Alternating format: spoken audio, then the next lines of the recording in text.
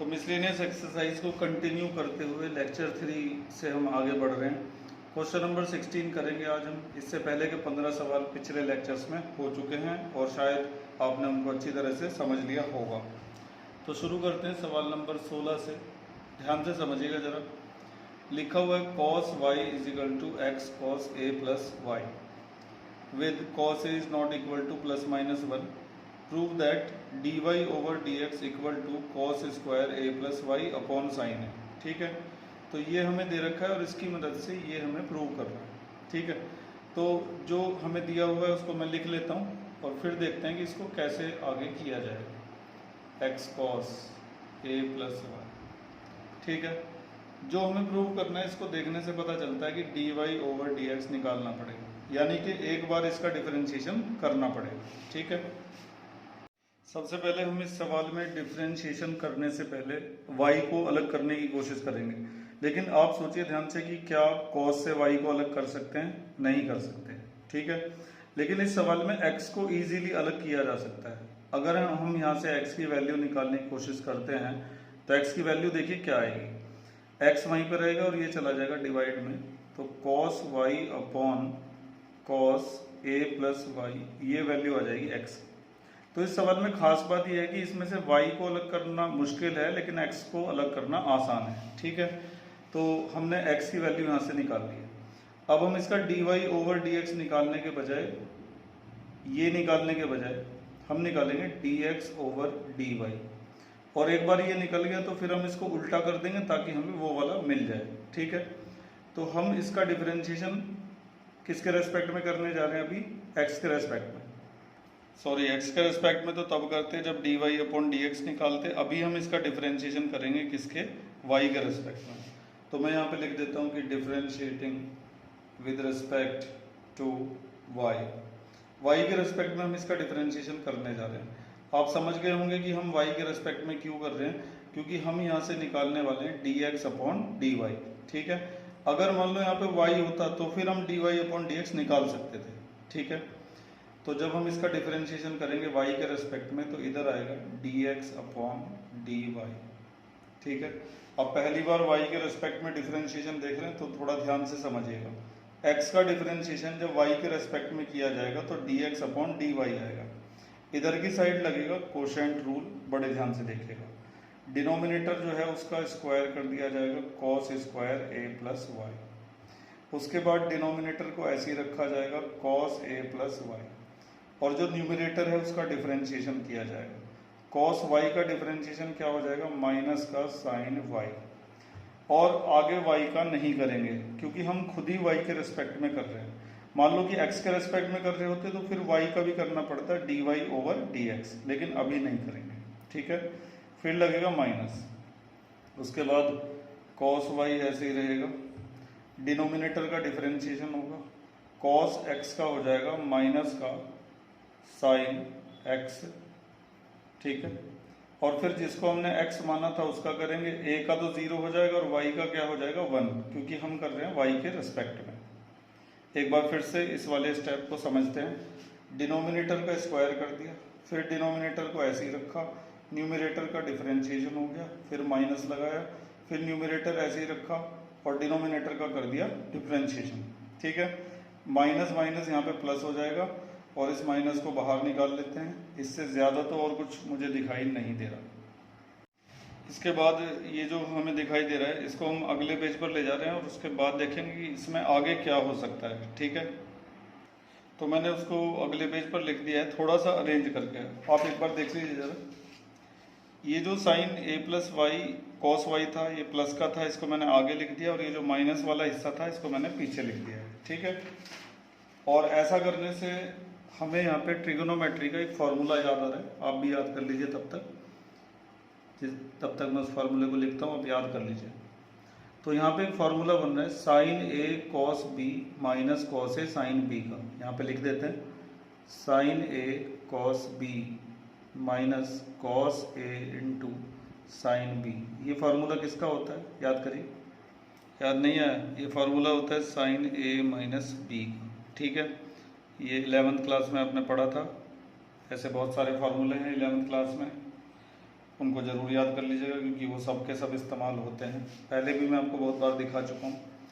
तो इन दोनों की जगह पर साइन ए माइनस बी का फॉर्मूला बन जाएगा। तो लिखेंगे साइन ए की जगह पर आएगा ए प्लस वाई और माइनस बी की जगह पर क्या आ जाएगा वाई। तो sign A cos B minus cos A sine B, formula बन गया साइन ए माइनस बी का। इसके बाद साइन ऐसे ही रहेगा, ब्रैकेट ओपन कर दो, a plus y minus y और नीचे का हिस्सा भी ऐसे ही रहेगा cos square a plus y. फिर वाई से वाई क्या हो जाएगा कैंसिल और sine a upon cos square a plus y आ जाएगा। ठीक है, और यहाँ पे मैंने गलती से d y upon d x रख रखा है, जबकि हम निकाल के आ रहे थे d x upon d y निकाल के। तो इसको मैं सही कर देता हूँ, आदतन ऐसा हो जाता है क्योंकि ज़्यादातर d y upon d x से निकाला जाता है। तो ये हम निकाल लेते हैं d x upon d y. तो अभी हमारे सामने d x upon d y की वैल्यू आ चुकी है, लेकिन हमें निकालना था d y over d x. ठीक है, तो हमें सिर्फ क्या करना पड़ेगा, सिर्फ इसको उल्टा करना पड़ेगा, cos square a plus y upon sign ए। तो करना तो इस सवाल में भी हमें डिफ्रेंशिएशन ही था, लेकिन हमने इसकी जो शुरुआत की है वो अलग तरीके से की है। अब तक हमने किसी भी सवाल की शुरुआत इस तरह से नहीं की थी। एक बार इसकी शुरुआत को फिर से देखते हैं। तो हमें ये दिया हुआ था और इसका d over d x find करना था और ये निकाल के लाना था। तो जब हमने सवाल को यहाँ पे लिखा तो काफ़ी देर तक देखने के बाद हमें पता चला कि हम y को सेपरेट नहीं कर सकते, लेकिन x को इजीली सेपरेट किया जा सकता है। तो हमने x को सेपरेट किया, cos a प्लस वाई को cos y के नीचे ले गए। उसके बाद हमने देखा कि dy अपॉन डी एक्स तो हम निकाल नहीं पाएंगे, लेकिन dx अपॉन डी वाई जरूर निकाल सकते हैं। तो हमने इसका डिफरेंशिएशन कर दिया किसके रेस्पेक्ट में, y के रेस्पेक्ट। तो y के रेस्पेक्ट में डिफरेंशिएशन करते समय इस बात का ध्यान रखेंगे कि जब y का डिफरेंशिएशन करने की बारी आएगी तो उसको 1 लिखा जाएगा। तो x का हो गया dx upon dy, quotient rule लगाया, नीचे वाले का स्क्वायर हो गया, फिर नीचे वाला ऐसे ही, ऊपर वाले का डिफरेंशिएशन। cos y का डिफरेंशिएशन क्या होता है, माइनस का साइन y, और फिर y का आगे नहीं करेंगे क्योंकि y के रेस्पेक्ट में ही चल रहा था। इसी तरह से आगे हमने रूल को फॉलो किया और करते हुए यहाँ पे पहुँच गए। फिर अगले स्टेप में ये प्लस वाला आगे लिख दिया, माइनस वाला पीछे लिख दिया, ये देखिए। ठीक है, फिर हमने देखा यहाँ पे फॉर्मूला बन गया, लेकिन ये हमें तभी दिखाई देगा जब हमें वो 11th के फॉर्मूले याद होंगे। 11th क्लास की NCERT में पेज नंबर 83 और 84 का हर फॉर्मूला याद होना चाहिए। ठीक है, क्योंकि वो 12th में बहुत ज़्यादा इस्तेमाल होते हैं। तो यहाँ पे फॉर्मूला बन गया sign A cos B minus cos A sine B, किसका, साइन ए माइनस बी का।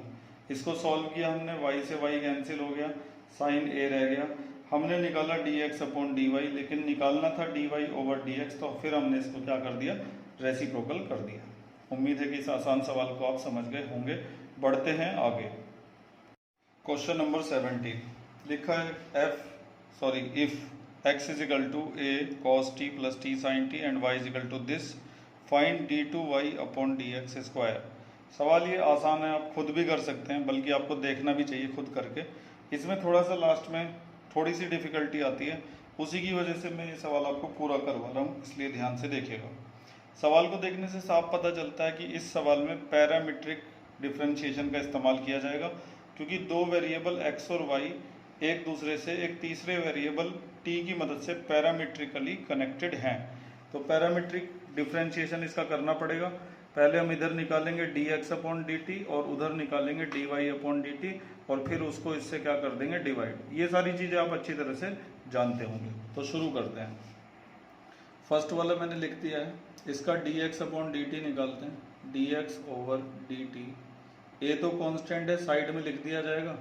cos t का डिफरेंशिएशन क्या होता है, माइनस का साइन t प्लस, देखो यहाँ पे ध्यान रखना कि यहाँ पर प्रोडक्ट रूल का इस्तेमाल होगा। First function as it is, second का differentiation plus second function as it is और फर्स्ट का डिफरेंशिएशन। ठीक है, ब्रैकेट क्लोज। तो ये वाला ब्रैकेट लगा देते हैं, करली ब्रैकेट, और बड़ा ब्रैकेट बंद। सॉल्व करते हैं, बाहर ए ऐसे ही रहेगा, माइनस का साइन टी, और यहाँ पर क्या किया जा सकता है, ब्रैकेट खोला जा सकता है, बस यही कर सकते हैं। ठीक है, और साइन टी क्लियर। इसके बाद माइनस साइन टी से प्लस साइन टी कैंसिल हो जाएगा और एक ही इसमें मल्टीप्लाई कर देंगे, ए टी कॉस टी, ये निकल गया D x upon d T. अब वो वाला जो है उससे हम निकालने वाले हैं d y over d t. ध्यान से देखिएगा जरा, y is equal to a sine t minus t cos t, इस तरह से लिख दिया जाएगा। इसके बाद d y over d t निकालने के लिए ए जो कांस्टेंट है उसको साइड रख दो। साइन टी का डिफरेंशिएशन क्या होता है, कॉस टी। यहाँ पे प्रोडक्ट रूल लगेगा और ब्रैकेट लगा के तब लगाना, क्योंकि माइनस की वजह से प्रॉब्लम हो सकती है।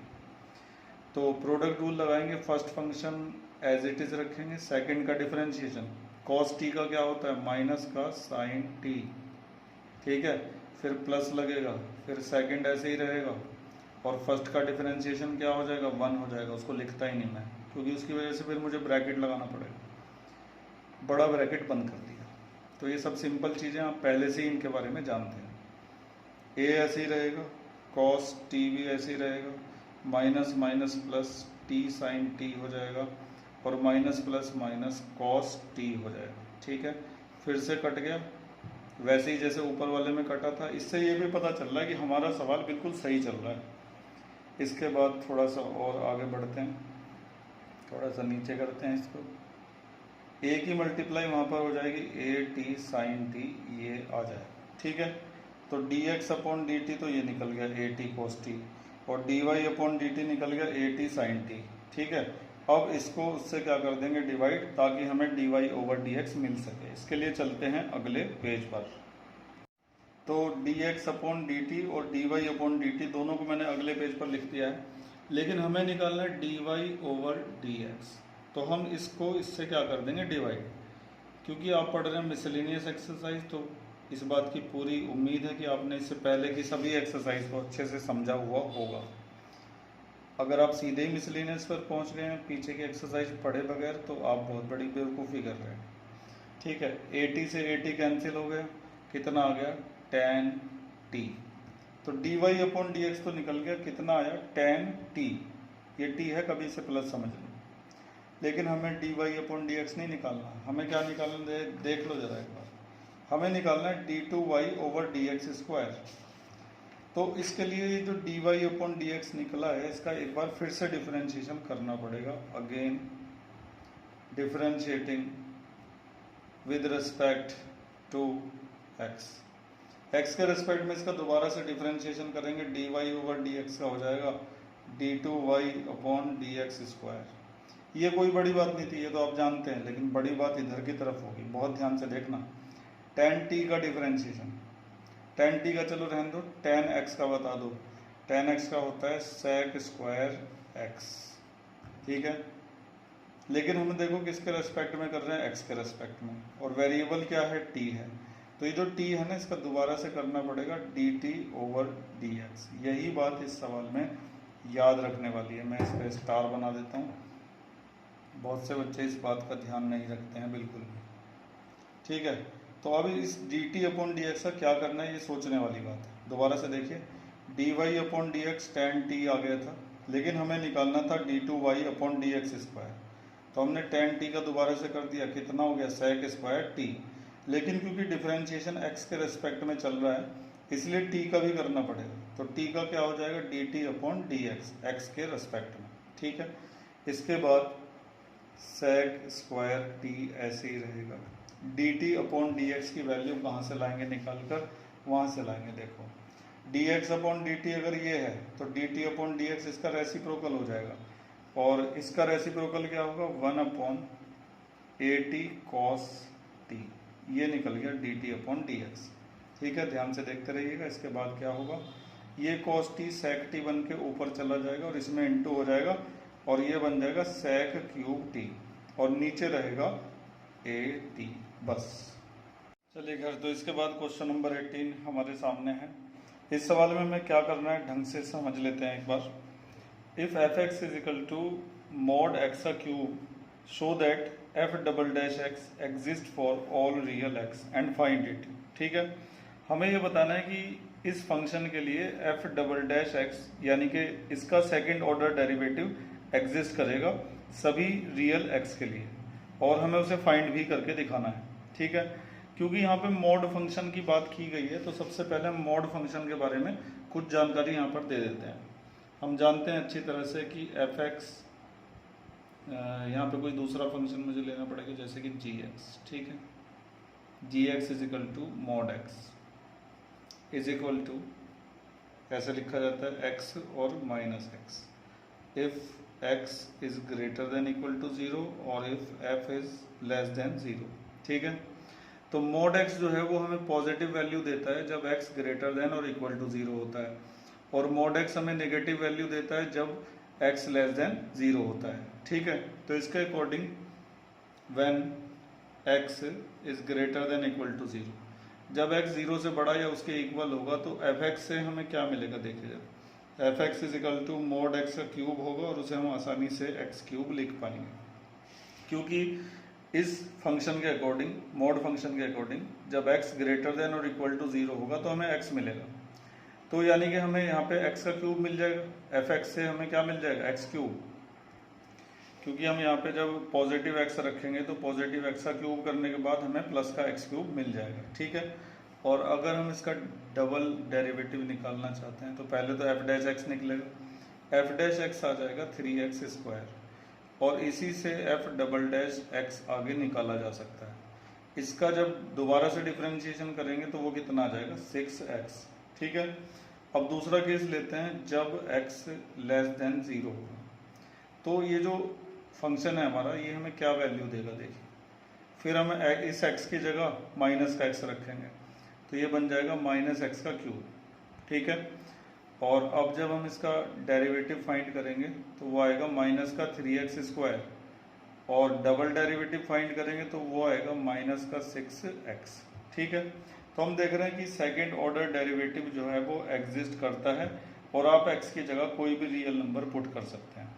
आप कोई भी यहाँ पे रियल नंबर पुट करेंगे आपको यहाँ पे रियल वैल्यू ही मिलेगी, अनडिफाइंड वैल्यू नहीं मिलेगी।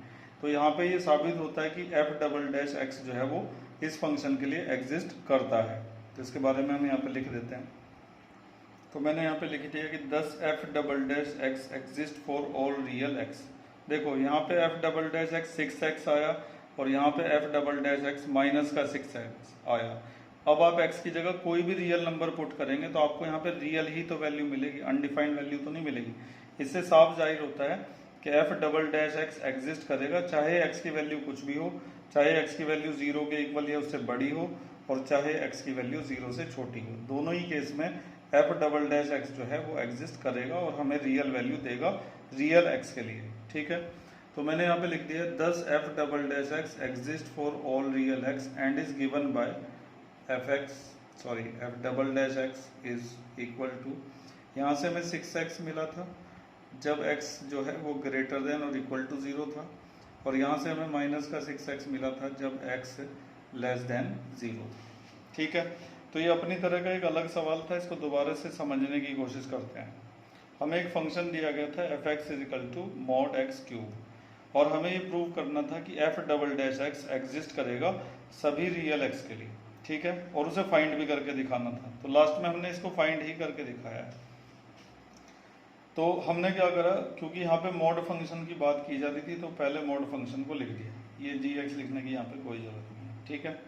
मॉड फंक्शन के बारे में हम ये जानते हैं कि पॉजिटिव एक्स मिलेगा जब x greater than equal to 0 होगा, और नेगेटिव एक्स मिलेगा जब एक्स की वैल्यू लेस देन 0 होगी। इसी के अकॉर्डिंग हमारे फंक्शन की जो वैल्यू है, हमारा फंक्शन है मॉड एक्स का क्यूब, तो हमारे फंक्शन की वैल्यू प्लस का एक्स क्यूब आएगी जब x greater than equal to 0 होगा, ठीक है। तो एफ एक्स निकलने के बाद हमने उसका डिफरेंशिएशन फाइंड करा, फिर डबल डेरिवेटिव निकाला जो कि कितना आ गया, 6x आ गया। फिर हम गए x इज लेस देन 0 में, जब x 0 से छोटा होगा तो हमें माइनस एक्स वैल्यू मिलेगी, और माइनस एक्स का क्यूब करने पर हमें क्या मिलेगा, माइनस का x क्यूब मिलेगा।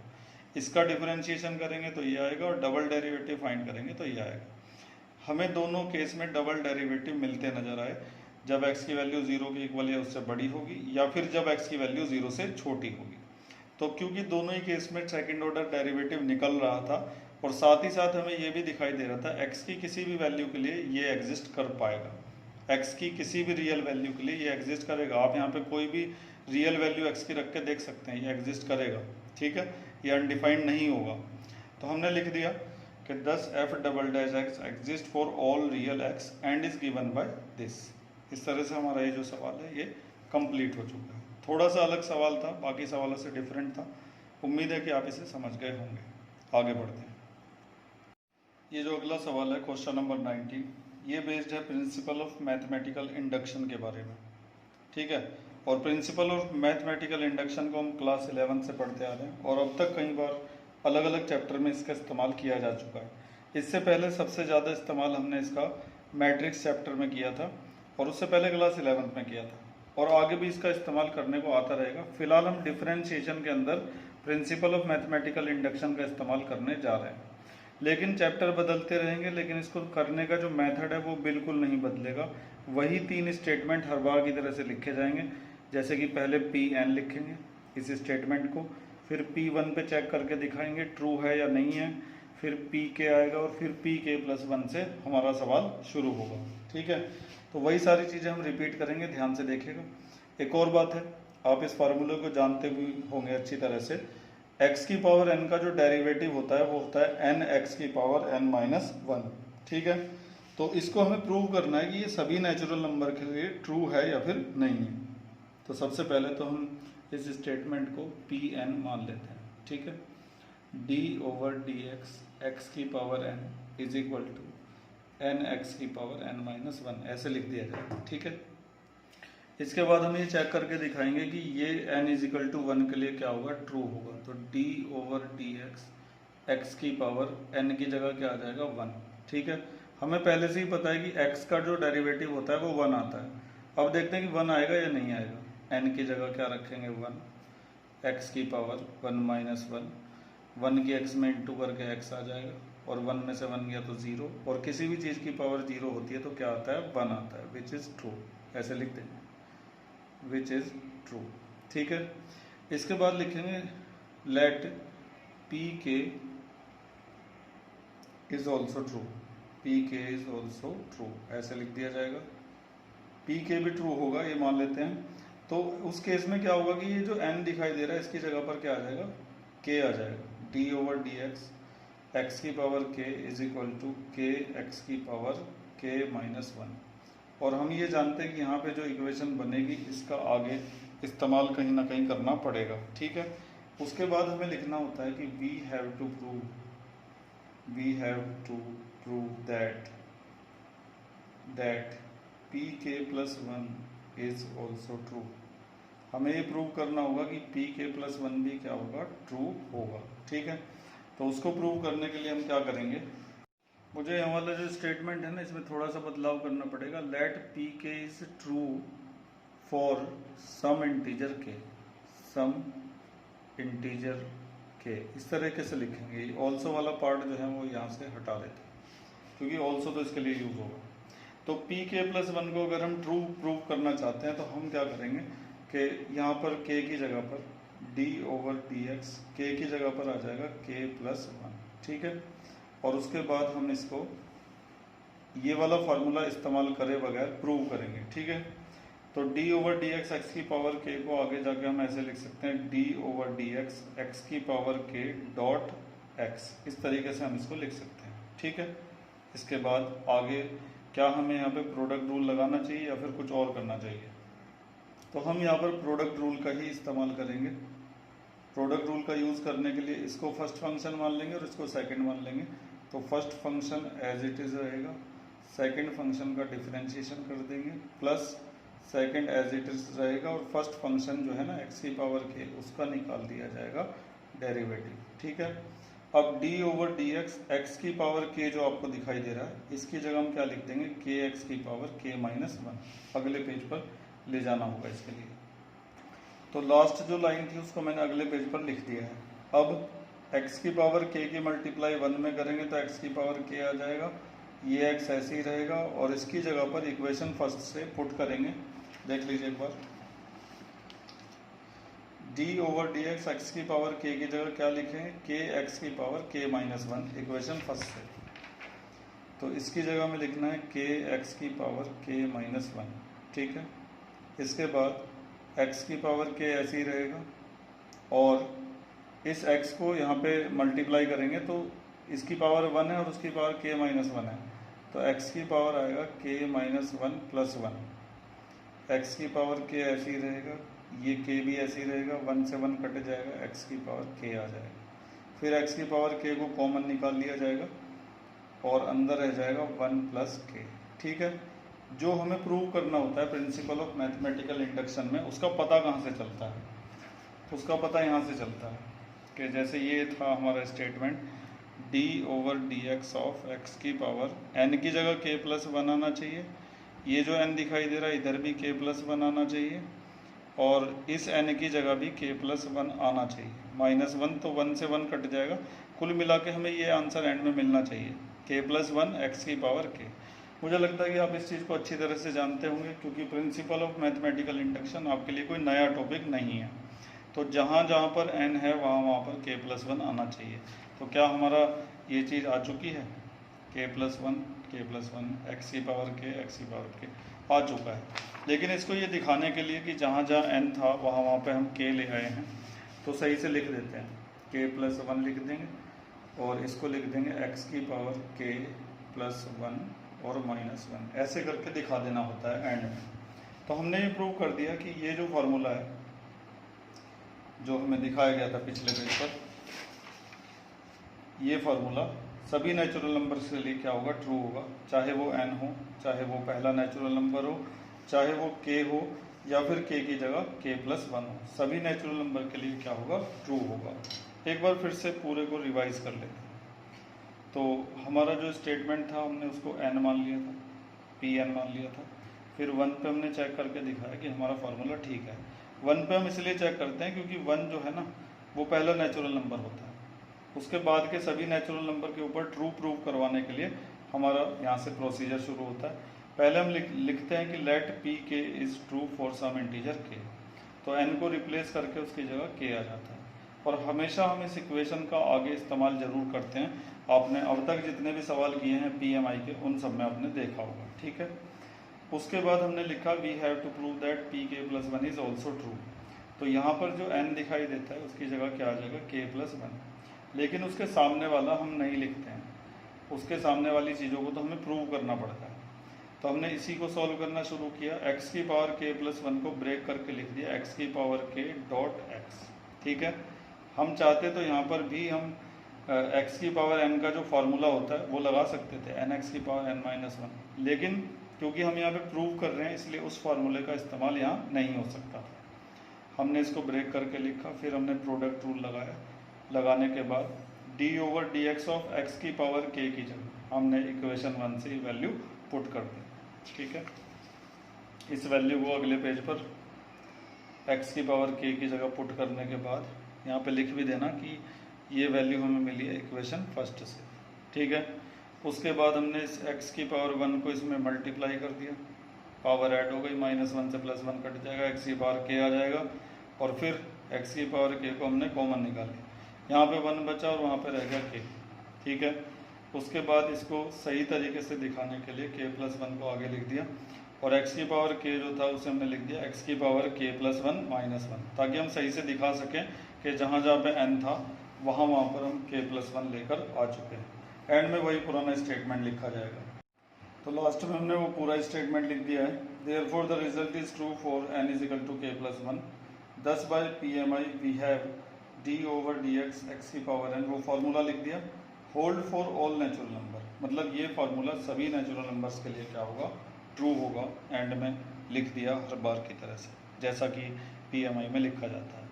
ठीक है, तो आज के लिए बस इतना ही करेंगे, बाकी जो बचे हुए सवाल हैं उनको देखेंगे अगले लेक्चर में।